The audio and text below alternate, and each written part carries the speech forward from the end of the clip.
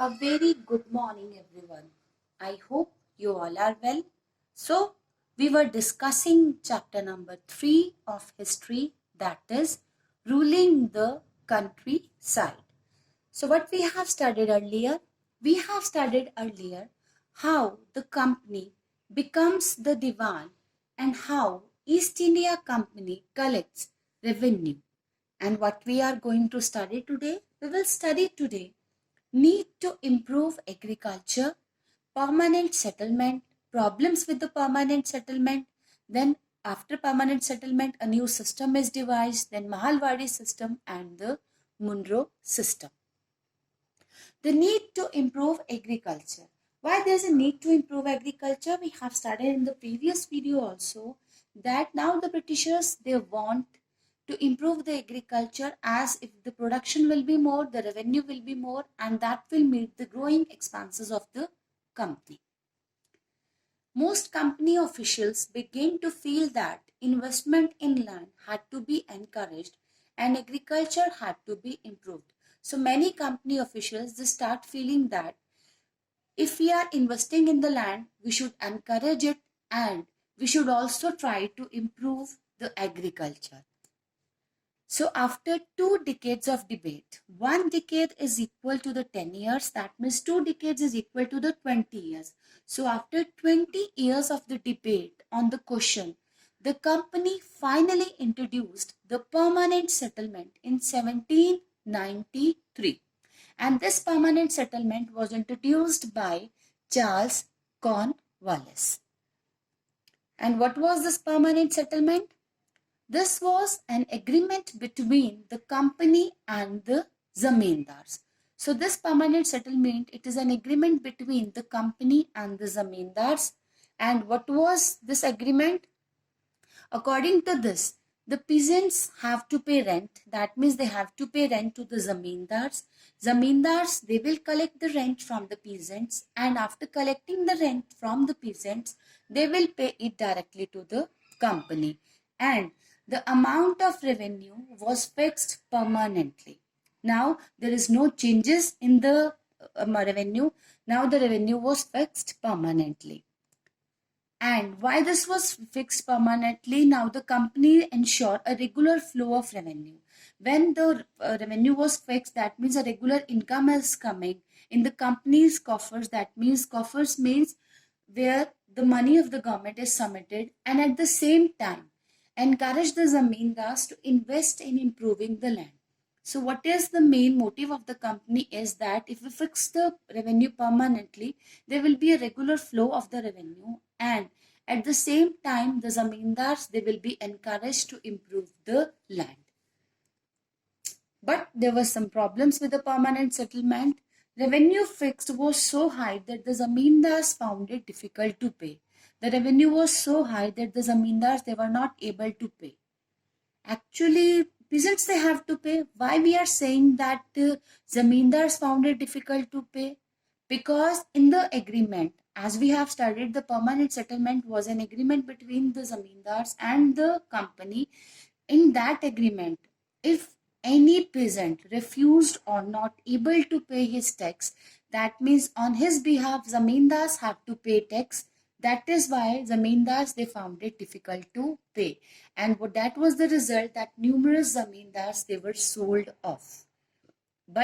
And the second problem was by the first decade of the 19th century, that means in the starting first 10 years of the 19th century, the prices in the market rose and the cultivation slowly expanded. That means there is a slow expansion in the cultivation, but this was benefited only by the zamindars. Only zamindars get benefit from the slow expansion of the cultivation, but there were no gains for the company.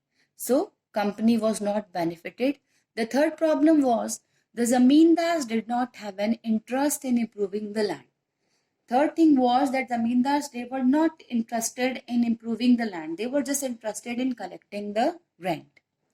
The cultivators found the system extremely oppressive, and the last problem was the cultivators, the peasants, they found the system extremely oppressive. Why?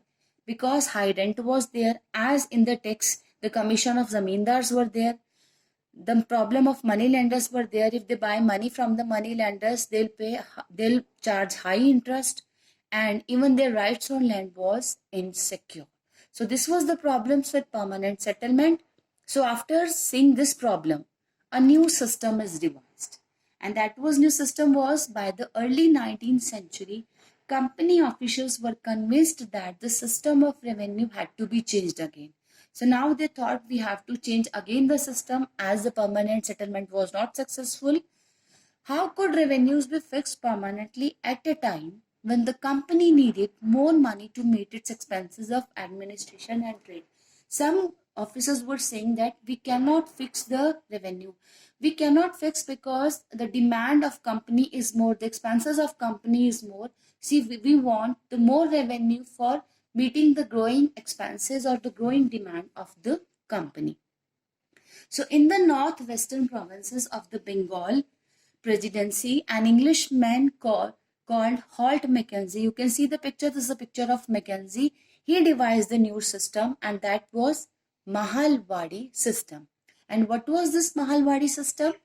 Under Mackenzie's direction, that means under Mackenzie's direction, the collectors, they went from village to village, they inspected the land, they measured the fields, they record the customs, the practices, how the cultivators, they are doing the cultivation, and the rights of different groups. So after doing all this, after doing all the survey, the inspection, the measurement, the estimated revenue of each plot within a village was added up to calculate the revenue that each village had to pay. That means after estimating the revenue of each plot, the revenue was fixed and village was added up that what they have to pay. That means now they counted the whole village a mahal. They according to their language it was called as a mahal. Now the whole village, according to their plots, they have to pay revenue. And the responsibility of collecting the revenue was of the village headman. And one thing more about this is it was not permanent. Earlier the permanent settlement was fixed. No, it was revised periodically, and now the village headman, that means who is the head of the village, he will collect the revenue from the peasants and he will pay directly to the company. And after Mahalwadi, the new system was devised, that was Munro system. It was called as the Rayotwadi. Rayotwadi means the cultivators or the peasants. And what was that? Earlier it was tried on a small scale by the Captain Alexander Red. Captain Alexander Red, earlier he tried it on a small scale, and on the areas which were under the company. And later it was developed by the Thomas Munro, and gradually it extended all over South India. Firstly, it was tried on a small scale by the Captain Alexander Red, but later it was developed by the Thomas Munro. Red and Munro felt that in the south there were no traditional zamindars. Both of them, they feel that there were no traditional zamindars in the South India, and they argued that the settlement should be made directly with the cultivators who had tilled the land for the generation. One good quality of them was they said why there should be a village headman, why there should be a zamindars. We should have a settlement directly with the ryots, directly with the cultivators who know much about their land instead of zamindars and the village headmen. Their fields had to be carefully and separately surveyed before the revenue assessment was made. So according to their procedure, their field was carefully surveyed, and after that their revenues was fixed.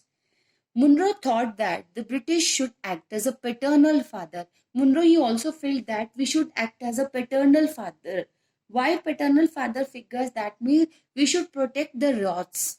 We should protect the ryots from the zamindars or from any problem. If we will protect them, we can collect more revenue.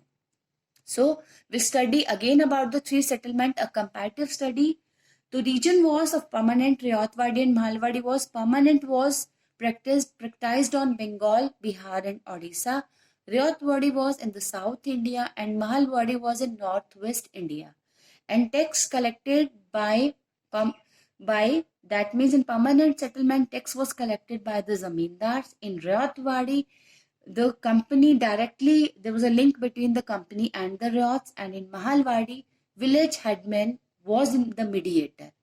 And in the permanent settlement, landowner was zamindar. In the Ryotwadi, the farmer, the Ryot himself. And in the Mahalwadi, landlords were the main holders. And if you see other features, the tax burden to farmers, there was a tax of the permanent and the Mahalwadi. High tax was imposed because in the permanent settlement, Zamindar's commission was there. Tax was increased frequently. In permanent, it was not increased, but in Ryotwadi and Mahalwadi, it was revised frequently.